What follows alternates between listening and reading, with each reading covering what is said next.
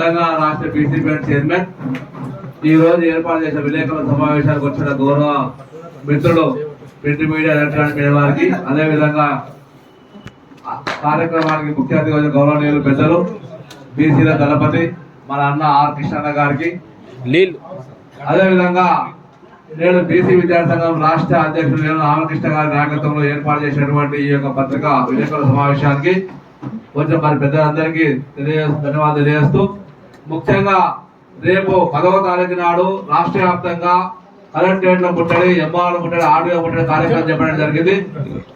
రాష్ట్రంలోని ప్రజలందరూ విజ్ఞప్తి చేస్తా ఉన్నాం. రాష్ట్ర వ్యాప్తంగా ఎక్కడికక్కడ జిల్లా కలెక్టరేట్ లో ఎంఆర్ ఆడియో ముట్టడి చేయాలని విజ్ఞప్తి చేస్తా ఉన్నాను. ఈరోజు కృష్ణ పిలుపు మేరకు తెలంగాణ రాష్ట్రంలో గత 3 సంవత్సరాలుగా పేదమైన బకాయిలు ఏవైతున్నాయో 4,500 కోట్ల రూపాయలు చెల్లించాలని ప్రభుత్వం డిమాండ్ చేస్తా ఉన్నాం. అంతేకాకుండా రియంబర్స్మెంట్ తో పాటు అదేవిధంగా స్కాలర్షిప్ అయితే ఉన్నాయో స్కాలర్షిప్లు 5,500 రూపాయలు ఇస్తున్నారు, ఆ స్కాలర్షిప్ 20,000 పెంచాలని డిమాండ్ చేస్తా ఉన్నాం. అదేవిధంగా ఫీజు రియంబర్స్మెంట్ గతంలో కృష్ణ గారు 2008లో నిరాకరణ చేసి మొత్తం ఫీజులు అయితే ఉన్నాయో అదేవిధంగా ఇప్పుడు కూడా పూర్తి ఫీజులు ఇవ్వాలని ప్రభుత్వాన్ని డిమాండ్ చేస్తా ఉన్నాం. 10,000 దాకా నిబంధన ఎత్తివేయాలి. కౌన్సిల్ ప్రతి విద్యార్థికి మొత్తం ఫీజులు ఇవ్వాలని డిమాండ్ చేస్తా ఉన్నాం. అదేవిధంగా యూనివర్సిటీలు ఉస్మానియా, కాకతీయ, పాలమూరు ఎన్ని అయితే ఫీజులు విధించిందో ఆ నిర్ణయించిన ప్రకారం మొత్తం ఫీజులు ప్రభుత్వం చెల్లించాలని ప్రభుత్వాన్ని డిమాండ్ చేస్తా ఉన్నాం. లేని పక్షంలో తెలంగాణ రాష్ట్రంలో బలమైనటువంటి ఉద్యమం వస్తుందని ప్రభుత్వం హెచ్చరిస్తా ఉన్నాం. ఇప్పటిదాకా అన్నగారు చెప్పినట్టుగా మీ యొక్క కమిషన్ల కోసం కక్కుర్తి పడకుండా, కమిషన్ల కోసం కాకుండా విద్యార్థుల యొక్క విద్యార్థుల జీవితాలు తిరగాట పడవద్దు. గౌరవ ముఖ్యమంత్రి గారు ఇటీవల కాలంలో మీరు మూసి సుందరీకరణ అంటా ఉన్నారు. సుందరీకరణ మూసేయాల్సింది కాదు, సుందరీకరణ ఈ యొక్క బహుజనుల యొక్క బీసీల ఎస్సీ ఎస్టీ యొక్క జీవిత సుందరీకరణ కావాలి, డెవలప్మెంట్ కావాలి. అది చేయకుండా తెలంగాణ డెవలప్మెంట్ అవసరాన్ని గుర్తారు. కానీ ఇప్పటిదాకా తెలంగాణ రాష్ట్రంలో గతంలో ఏ పార్టీ ఉన్నా గతంలో ఉన్న తెలంగాణ గత ప్రభుత్వం చేసిపోయింది. మేం చేయమంటే గత ప్రభుత్వం అంటే ఎవరు? ప్రజాస్వామ్యంలో గత ప్రభుత్వం ఉంటుంది, ప్రజాస్వామ్యం ప్రజలు ఎన్నుకున్న ప్రభుత్వం ఉంటుంది. ఆ ప్రభుత్వం వద్దని ప్రభుత్వం తీసుకొచ్చాం. మళ్ళా మీరు మా మాటలు చెప్పడం నిజంగా కూడా నిస్సిగ్గుగా ఉంది.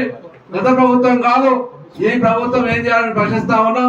కాంగ్రెస్ పార్టీ ఒకటి నేర్చుకుంది, ఇచ్చుకో పుచ్చుకో దంచుకో దాచుకో.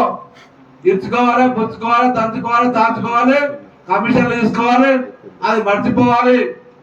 కాంగ్రెస్ పార్టీ ప్రజాస్వామ్య ప్రభుత్వంలో కూడా ప్రజలకు న్యాయం చేయాలని డిమాండ్ చేస్తా ఉన్నాం.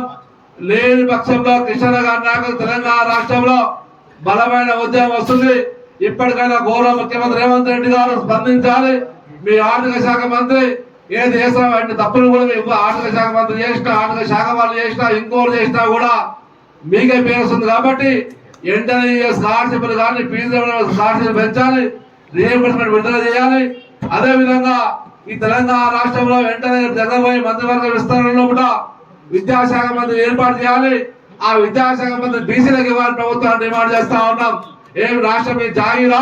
ఖబర్దార్ బిడ్డ, ఓట్లు మేము వేస్తా ఉన్నాం, పన్నులు మేము కడతా ఉన్నాం. మీ అయ్యా జాగీర్ లాగా తెలంగాణ రాష్ట్రం మీద అనుకుంటారా? గ్రామాల బీసీలు ఎస్సీలు ఎస్టీలు ఓట్లు వేసి గెలిపిస్తే అధికారంలోకి వచ్చి ఆకాశం ఓడిపడ్డ ఫిరైతా ఉన్నాం. ముఖ్యమంత్రి రేవంత్ రెడ్డి గారికి వేదిక డిమాండ్ చేస్తా ఉన్నాం. కొడంగల్లో మా బీసీలు మా ఎస్సీలు ఎస్టీలు ఓట్లు వేస్తే ఎమ్మెల్యే ముఖ్యమంత్రి అయినా ఆకాశం ఓడిపడలేదు. వాస్తవాన్ని కొడతారు. కానీ అదేవిధంగా గౌరవ డిప్యూటీ ముఖ్యమంత్రి గారు వట్టి విక్రమార్ గారు మీ కాన్స్టిట్యూన్సీలో కూడా రిజర్వ్ ఫర్ ఎస్సీ కాన్స్టిట్యూన్సీలో కూడా మీరందరూ అక్కడ ఓట్లు వేస్తే గెలిచినావు. మర్చిపోయి ఈ రోజు ప్రగతి భవన్ లో కూర్చొని ప్రగతి భవన్ లో విలాసమైన జీవితాన్ని గడుపుతా ఉన్నావు. ఏడాకి వచ్చిన జీవితం గడుపుతా ఉన్నాం. ప్రగతి భవన్ ఏసీ రూములు పెట్టుకొని సెక్యూరిటీ పెట్టుకొని జీవితం విడాకి వచ్చింది. ప్రజా మేము ఓట్లు వేస్తే జీవితం వాస్తవాన్ని కొడతారు. కానీ ఓట్లు వేస్తే ప్రజలు మర్చిపోయి ప్రజలకు జీవితం లేకుండా ఇబ్బంది పెడతా ఉన్నాం. వెంటనే రాష్ట్ర ఇప్పటికైనా స్పందించి గతంలో కాలేజీ బంద్ చేశాం, రిక్వెస్ట్ చేశారు. కృష్ణ గారు చొరవ తీసుకొని కాలేజీ మళ్ళీ కంటిన్యూ చేశాం. 2 నెలలు గడిచిపోయింది, ఇప్పటిదాకా డబ్బులు ఇవ్వలేదు. ఇప్పటికైనా స్పందించి మీ యొక్క స్కైవేవర్లకు, ఫ్లైఓవర్లకు, కమిషన్లకు, కాంట్రాక్టర్లకు అకృతి పడకుండా ఈ భారీ భారత పౌరులకు తెలంగాణ రాష్ట్రాన్ని బంగారు తెలంగాణ చేసేటువంటి మన బలైన వర్గాల విద్యార్థులకు ఫీజులు ఇవ్వాలని, ఆ విధంగా ముందుకెళ్ళాలని ప్రభుత్వాన్ని డిమాండ్ చేస్తా ఉన్నాం. లేని పక్షంలో చాలా ఇబ్బందులు ఎదుర్కోవాల్సి వస్తుంది. మీరు అంటున్నారు మేము 10 సంవత్సరాలు అధికారంలో ఉంటాం,